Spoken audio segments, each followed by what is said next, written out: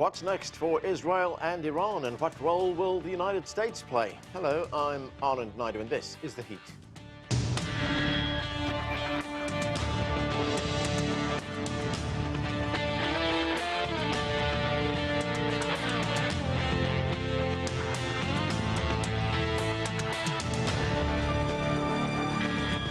The ceasefire between Israel and Iran continues to hold after recent hostilities between the countries that lasted for 12 days. But there are serious questions about what happens next. Can the crisis continue to be defused? And what is the future for Iran's nuclear program? To discuss all of that, I'm joined now by Mohammad Marandi. He is Professor of English Literature and Orientalism at the University of Tehran. Dr. Marandi, welcome to the show. Thank you. So as I said, the ceasefire is holding for now. Life is returning to what it used to be like before the attacks in Tehran. Are you confident the ceasefire will hold? It's not a ceasefire. It's a halt of hostilities. And no one in Iran believes that the Israeli regime will remain quiet. It is an aggressive regime. It is a genocidal regime. It is constantly violating ceasefires, whether it's with Lebanon or with the Palestinians in Gaza. It bombs country after country with impunity, and it waged war against the Iranian people with the full support of the collective West, even striking civilian nuclear installations with the full support of the West, open support of the West. And therefore, since the West supports its genocidal behavior, its acts of death and destruction, its assassinations where they target entire families and sometimes the people living in an entire building in order to kill or murder a single person. Because the West supports that, we have no doubt or very little doubt that the Israeli regime will resume its aggression against Iran. You mentioned those casualties. We have seen reports that more than 900 Iranians were killed by the Israeli bombings. There have been state funerals for the military commanders who were killed, as well as for the scientists who were killed. And there have been thousands of people paying their respects. How much have these unprovoked attacks galvanized the Iranian people? Well, it's not thousands of people who were paying respects. In the funeral in Tehran, we had well over 1 million people. It's media outlets like CNN or the BBC that like to downplay this because their objective is to spin everything in a way in which benefits the Israeli regime. It's clear that across the country the funerals have been huge, and that the population has united against the Israeli regime. Aggression against Iran with Western support is something that has changed the attitudes of many Iranians, many young Iranians. The fact that the United States was deceitful at the negotiating table, I think, is something that will never be forgotten by many young Iranians who, until now, those who didn't experience the revolution or the Western-backed invasion of Iran by Saddam Hussein, these young people, many of them thought that the West was sincere, or that maybe we were being too difficult with the West, and that if we were more flexible, the West would be friendly with Iran. But they saw how not only was the West trying to deceive Iran, but they were supporting attacks on nuclear installations, which could have had hypothetically radioactive leaks that could have killed countless people. So the mood in Iran, what the West has done, the collective West, is that they've changed the mood in Iran completely. And while the West thought, along with their Israeli allies, that they could bring about regime change in Iran, as they like to call it, they've done the exact opposite. They've united Iranians in a way which I have not seen since the 1980s when Saddam invaded. Right, and this is what the Supreme Leader Ayatollah Ali Khamenei said about those attacks by the United States on Iran's nuclear sites. It's some of what he said. Let's listen to it. They attacked our nuclear facilities, which of course would merit criminal prosecution in international courts. but they did nothing significant. Now, Dr. Marandi, there's been a great deal of speculation over how badly the Iranian installations were damaged. Over the weekend, the International Atomic Energy Agency, the IAEA, which is the UN's nuclear monitoring agency, said that the damage was severe, but Iran could be enriching uranium in a, quote, matter of months, unquote. What is your assessment of the damage that was done? Well, I don't think anything that comes from the West should be taken very seriously. I recall during the first day, Western media was calling the Israeli attacks precision assassinations. And what they were doing basically was destroying apartment blocks, murdering everyone inside to kill one person. So that's the narrative in the West. The International Atomic Energy Agency is one of those international bodies that is dominated and controlled by the West. WikiLeaks documents show how the head of the organization has to be in the pocket of the United States. So it's obviously going to say what Trump wants it to say. What is interesting, though, is that intelligence agencies, and the U.S. intelligence agencies in particular, do not seem to agree with what Trump says. And I think that the ingenuity of Iranian engineers has a lot to do with it.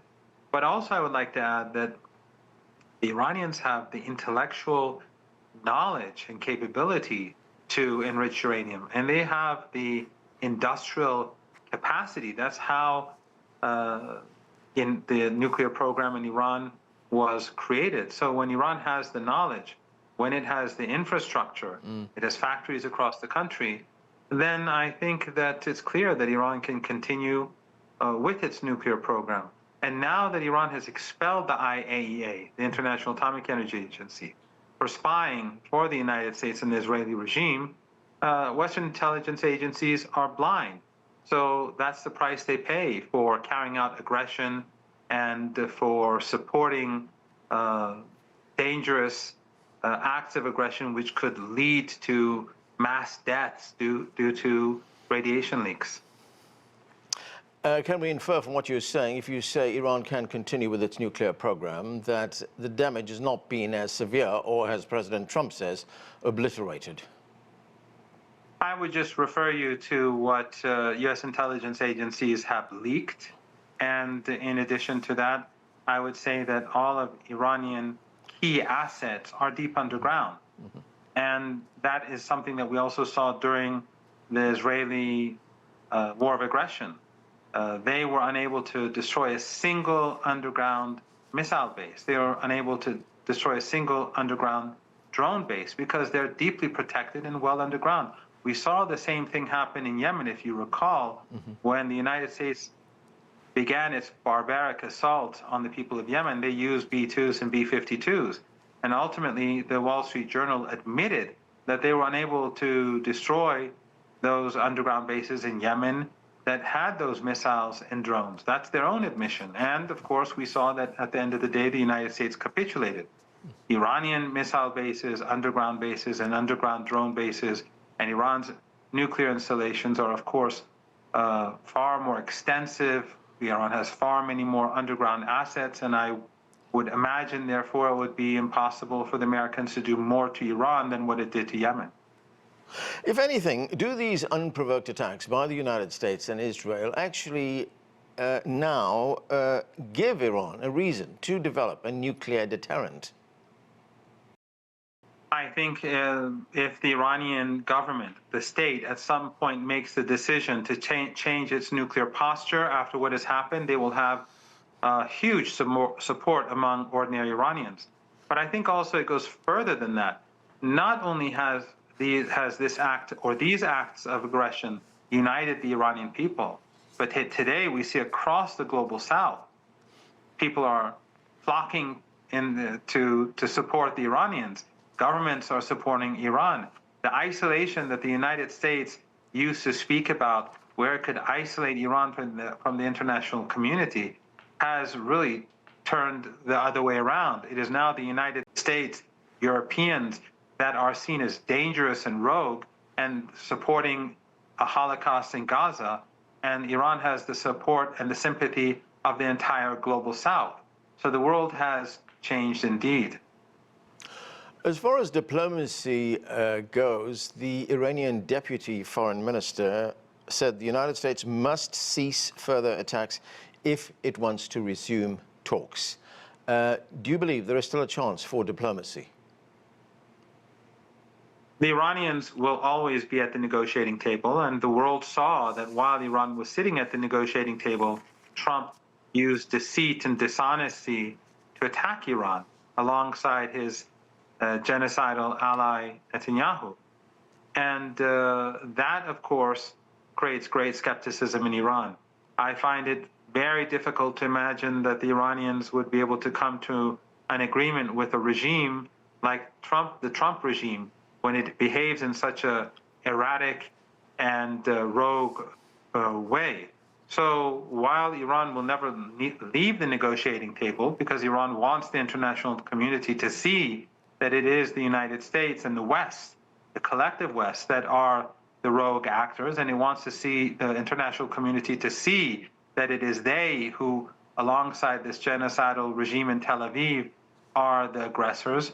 But I think the chances for an agreement with Trump have decreased significantly, because the Iranians will never trust Trump or the people around Trump. The skepticism is profound. Even while that conflict continued between Iran and Israel, the situation in Gaza remained the same. The Israeli assault on Gaza continued. The real death toll, according to one of the Israeli newspapers, Haaretz, is now 100,000. And we've also had research which has been published by Harvard University, who says that the number of people unaccounted for is 377,000 since October 7th. President Trump said at one point that any agreement with Iran should also be extended to a ceasefire or some kind of peace agreement in Gaza as well. Do you believe that this could happen? Trump does not care about the Palestinian people, nor do European leaders, nor do Canadian leaders, nor do the Australians or the New Zealanders. These are all racist regimes that have exposed themselves to the world. They have shown that they support a Holocaust. They've been supporting this Holocaust for almost 2 years now, and history will remember what they've done. They are no better than Netanyahu, the leaders in the United States, the leaders in Paris, in Washington, in Brussels, in London, in Berlin, and elsewhere. They are no different than the leaders in Tel Aviv. They are the ones who enabled this Holocaust. They are the ones who armed the Israeli regime. They are the ones who helped them starve the Palestinian people, and they're the ones who've turned away the Western media, the collective media, the corporate and legacy media. They turned away and looked away and tried to draw our attention elsewhere for almost 2 years now to help the Israeli regime carry out this Holocaust. The West is indeed morally bankrupt, and the West will pay a price for this. The world will move away from the West, and it will continue in its decline, and history will remember this is perhaps one of the ugliest chapters in human history, where a Holocaust was carried out in front of the eyes of the world, live, for the first time in human history, and the West continued to enable it, and corporate media, they tried to distract our attention away from it. What kind of impact have these attacks on Iran had on the wider region in the Middle East? There have been no condemnation of these attacks by any Arab states, many of countries which maintain diplomatic relations with Israel.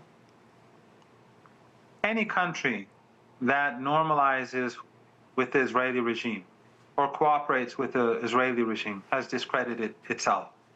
Whether it's those countries that do trade or transport oil or have direct flights, or those countries that have diplomatic relations, all of them have been discredited in the eyes of their own people in the region. Just a few years ago, due to Western media narratives, Western regimes antagonizing Iran, and oil-rich and gas-rich dictatorships in our region, the narrative across the world against Iran was extremely powerful. And it's fair to say that many people across the globe had a distrust towards Iran because they heard nothing but negative narratives.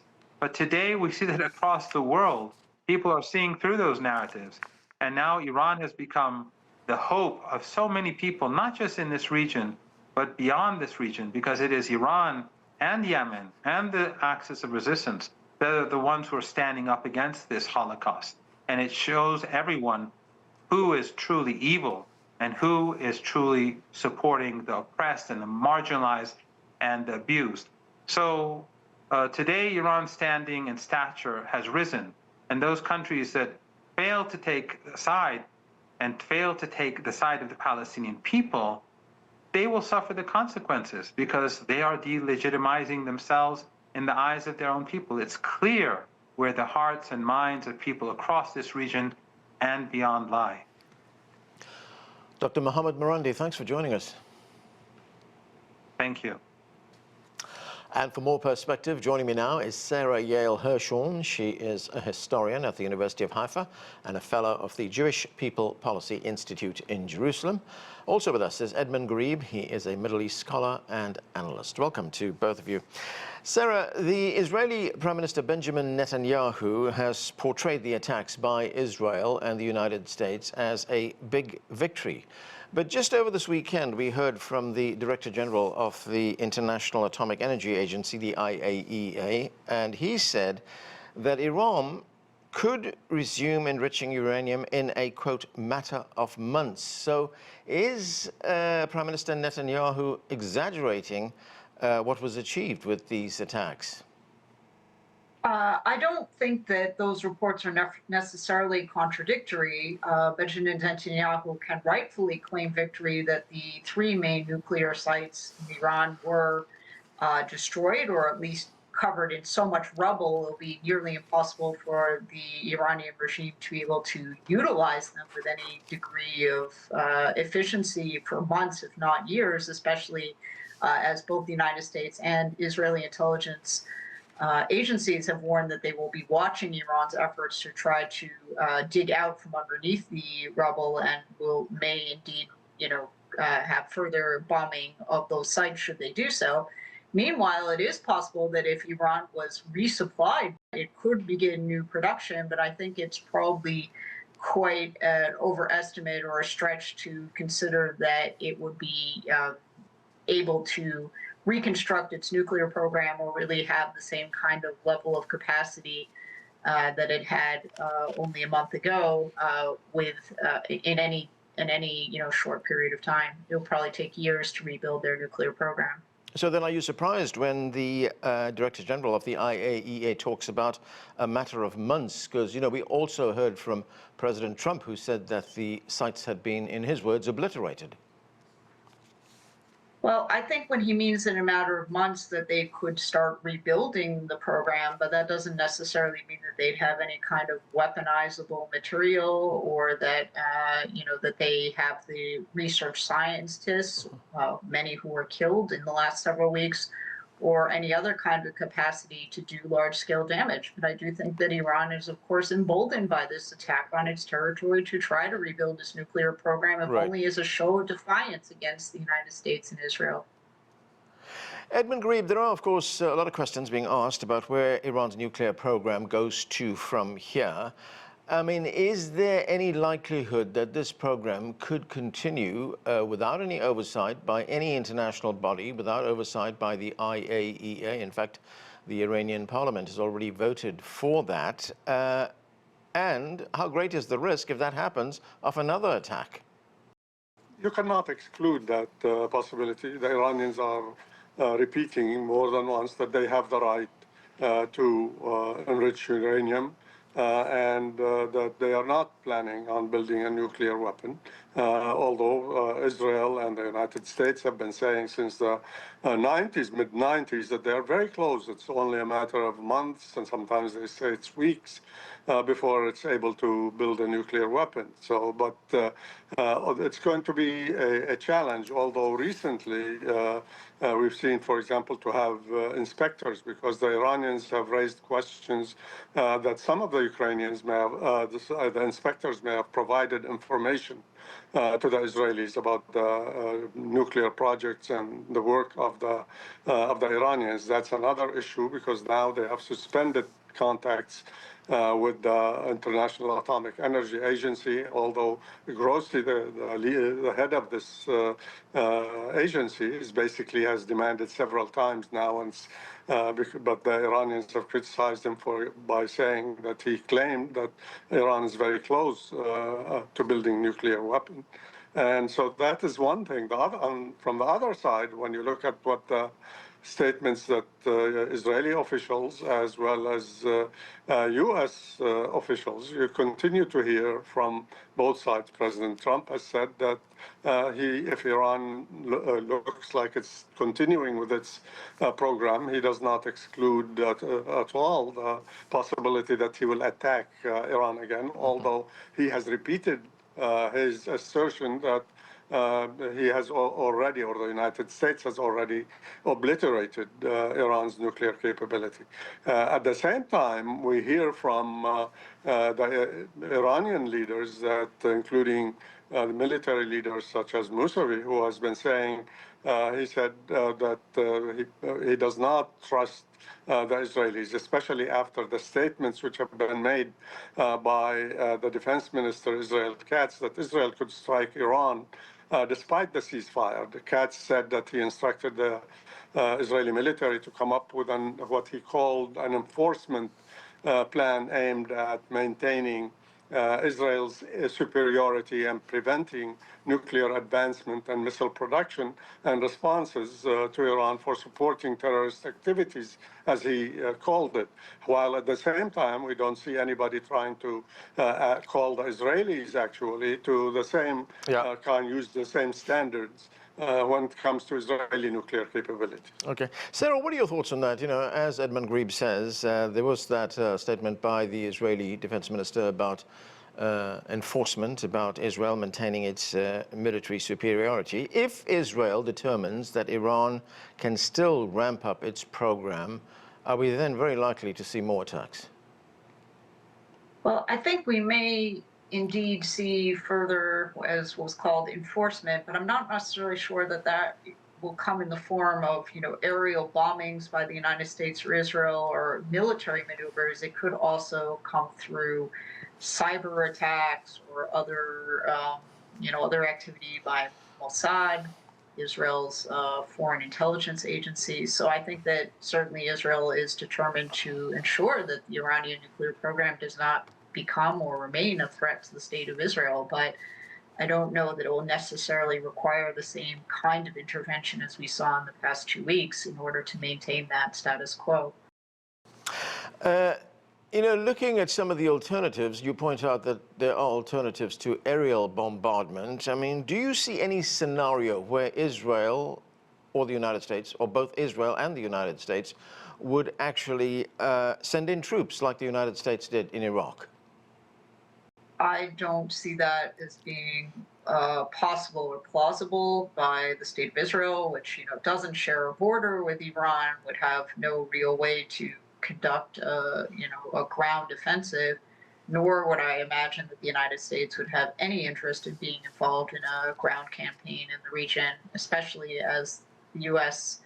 As a kind of Trump doctrine is looking to extricate itself from wars around the world rather than become more invested in them. Edmund Ghareeb, the ceasefire is holding for now, but what will it take for a more permanent cessation of hostilities, especially in view of what President Trump just said? He said, we are not offering Iran anything because we have totally obliterated the country's nuclear facilities. So what are hopes for a diplomatic resolution? Well, clearly this ceasefire is really a fragile one. There are no real commitments on either side. There is a great deal of mistrust. I mean, neither the Israelis nor the Iranians trust each other. Iran does not trust Israel or the Americans. And the Iranian leaders have said that they don't take President Trump's statements seriously, and because he changes them also from one day to the next, and therefore they cannot trust U.S. promises. At the same time, President Trump has been saying, while he actually mentioned what you just referred to, that he's not going to offer them anything, but apparently there are secret talks taking place.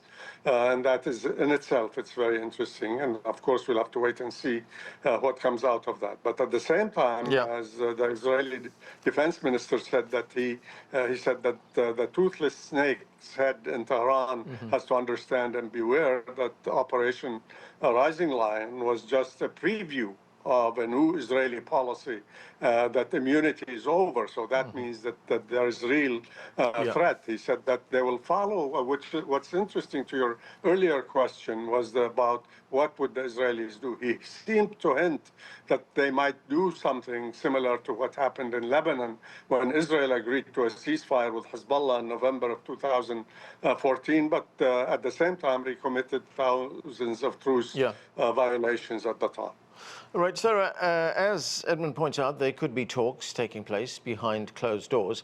The Jerusalem Post is reporting right now that there is a possibility that Prime Minister Netanyahu will be coming to the U.S. capital, to Washington, next week. That will follow a visit by the Israeli Strategic Affairs Minister, Ron Dermer. What does that tell you? Well, obviously relations between the Trump administration and the Netanyahu government are close. It also seems that there's a bit of an emerging kind of quid pro quo, at least on the U.S.-Israel front. It's more opaque what the kind of promises, as our other guest alluded to, have been made to Iran to ensure that they will maintain the ceasefire are, but at least from Israeli media sources and other open source information, it seems that the Trump administration is really demanding an end to the Gaza war and possible release of hostages, Israeli hostages that have been in Gaza at the hands of Hamas for over 632 days at this point, as well as some intervention perhaps in Netanyahu's criminal trial, which is going on its fourth odd year and it seems to have not yet come to a conclusion. Netanyahu was successfully able to postpone his testimony in that trial this week in a closed-door session with the justices alongside the Shin Bet director and other high-ranking government officials, which seems to suggest that there is something here in the works, whether it's simply Netanyahu's visit to the United States or some major breaking news story that might come before a triumphant visit to the Oval Office. Sounds somewhat likely, and I think we are all wondering here in Israel what kind of intelligence was presented to the justices to allow him to defer his testimony on the grounds of some major national security issue that seems to be emerging. Okay, and that is where we have to leave it. Sara, Yael, Hirschhorn, Edmund Ghareeb, thanks to both of you for being with us. And that is it for this edition of The Heat. I'm Anand Naidu in Washington.